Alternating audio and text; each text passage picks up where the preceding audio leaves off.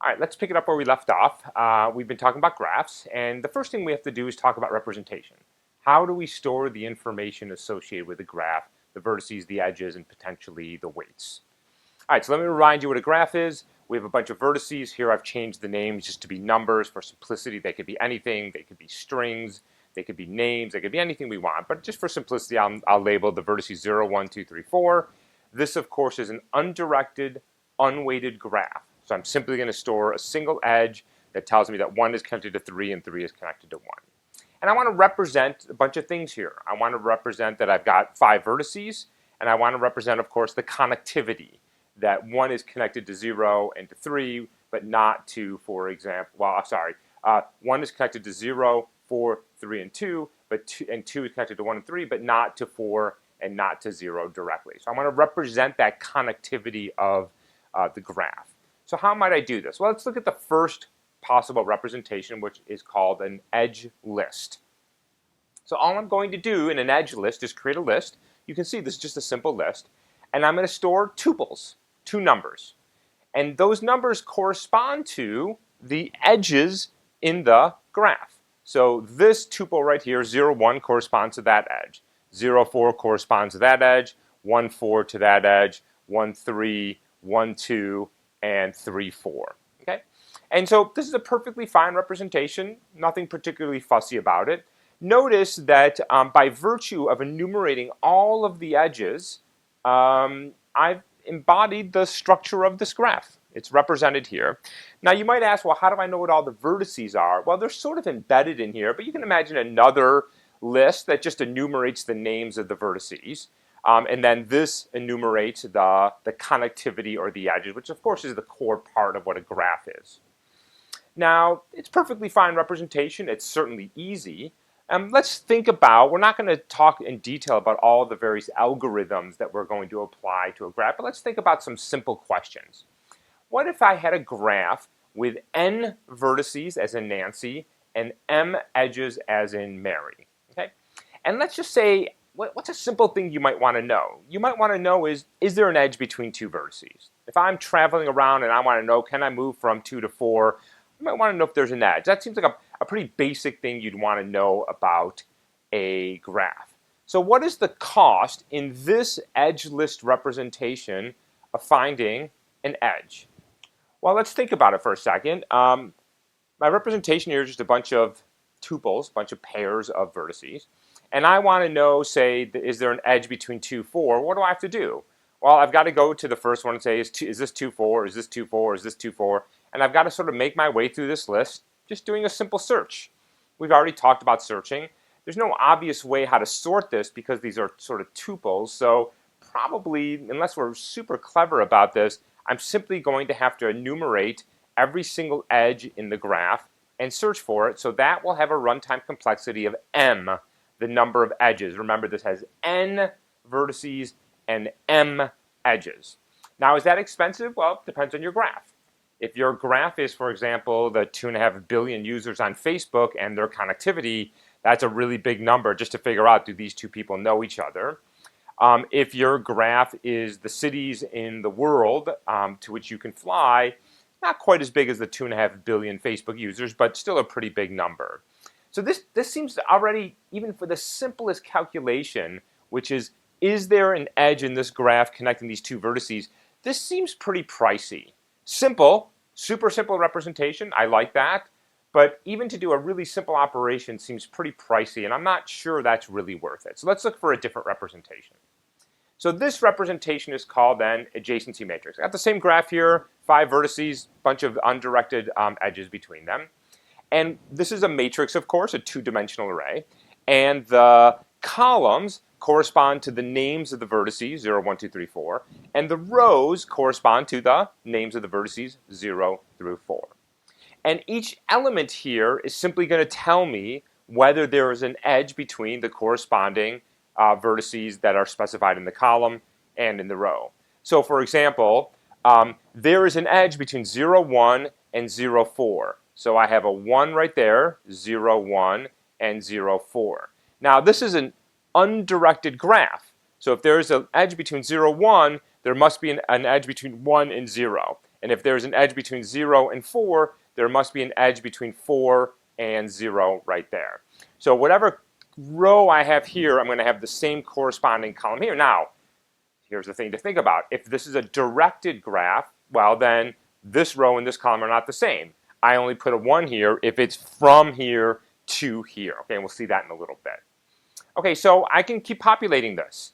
So let's see, there is an edge from 1 to 4, 3, 2, and 0. So there is an edge from 1 to 0, 2, 3, 4. There's no self-edge. By the way, you can have self-edges. You can have a little loop like this, but I don't have any in here. So from 1, I can get to everybody. And again, this row and this column are the same because this is an undirected graph.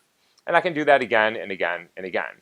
So notice this again, the symmetry here, because it's undirected, this symmetry would be broken if this was directed. And so this, you can see, can encode both a directed and undirected. Now, here I've also encoded just 1s and 0s. Is there an edge or not? How would I encode a weighted? Well, I would basically put the weight, and if there's no edge, I'd have some special symbol like none, or maybe a negative value, or I have some way of denoting that there is no edge between the two. So this is a nice representation. I get directed and undirected pretty easily. I get weighted and unweighted equally easily.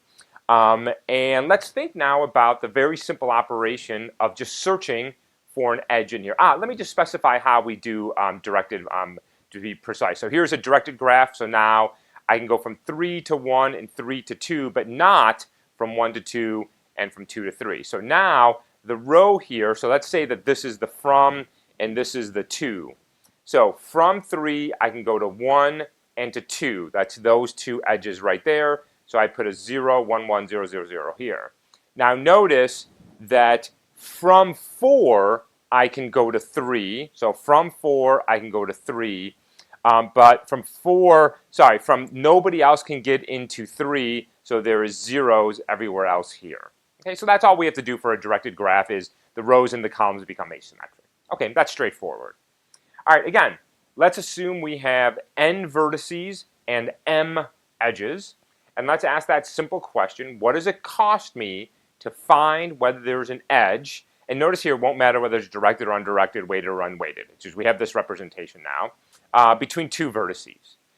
Well, I want to know, is there an edge from 2 to 1? And I can either do, in this case, 2 to 1, or I can do 2 to 1, and it'll be the same answer, so it won't matter. Well, this is a two-dimensional matrix. It's a two-dimensional list.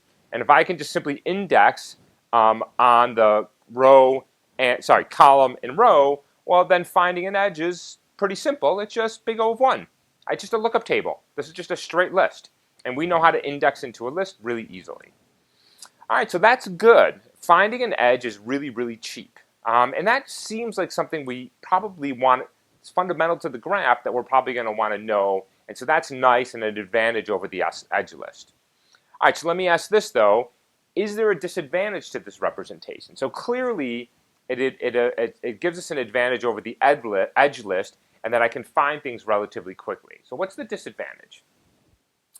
Well, the disadvantage actually it's not obvious that there's a disadvantage algorithmically, but there's a disadvantage in terms of how much information I have to store. So notice here that I'm storing not just the presence of an edge, where you see a 1 in the adjacency matrix, but also the absence of an edge. So in the edge list, I didn't have to do that. All I had to say was there's an edge, there's an edge, there's an edge. I didn't have to say there is no edge, there is no edge, there is no edge. So here I have to store a lot more information. All of these zeros are costing me something in terms of memory. And again, in this graph, who cares? It's 5 vertices. But in a graph with 2.5 billion people, and I have to say, well, this person doesn't know this person explicitly, that seems a little wasteful, right? So there's a memory problem we have here, which is this huge two-dimensional matrix, which is storing a lot of information that is sort of the lack of information. And that doesn't seem very efficient, although I still like that big O of 1 for finding an edge. So I don't really want to give that up. So maybe we can find a compromise between the edge list and the adjacency matrix, and that's going to be called the adjacency list. All right, so here's a slightly different data structure. the vertices are being stored in a list or a dictionary. Actually, if these were names, you can store these in a dictionary, I don't care. And associated with each one of these elements is going to be a list or a linked list or however you want to represent it, I don't care. And those are going to store the names of the vertices that are connected to that vertex. So 0 is connected to 1 and 4, so I put a 1 and a 4 there. 1 is connected to 0, 4, 3, 2, so I put 0, 4, 2, 3 there, and so on and so forth. All right, so why is this advantageous? So this, if this was a fully connected graph, every vertex was connected to every vertex, well then this would basically be the same thing. 0 would be connected to 1, 2, 3, 4. 1 would be connected to 0, 2, 3, 4. And so you'd basically have a two-dimensional matrix here. But notice, when 0 is only connected to 1 and 4, I only have to store 2 pieces of information. I don't have to store the absence of connectivity to 2 and to 3. And the same thing for the other nodes. I'm only representing the existence or the presence of an edge, not the absence of an edge. And so this is actually pretty nice. And so now so it's clear that this is an advantage in terms of storage. Right? I'm not storing information that is the absence of information. So what's the runtime complexity of finding an edge in a graph with n vertices and m edges?